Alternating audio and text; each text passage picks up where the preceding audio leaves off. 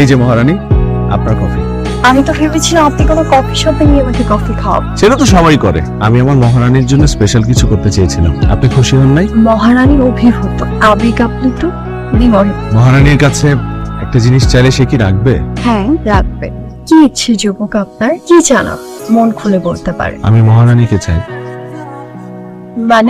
মানে I love you. প্রেমে পড়ে গেছে তোমার। এই জন্য আপনি আমাকে না জেনে না চিনে। আমি চিনি তোমাকে। তুমি আমার মহারানী, আমার রাজকন্যা, টুকটুকের মা। আমি আমার মেয়ের মাকে প্রথম দেখাতেই চিনতে পেরেছিলাম। তাই আপনি অনেক মজা করে কথা বলেন।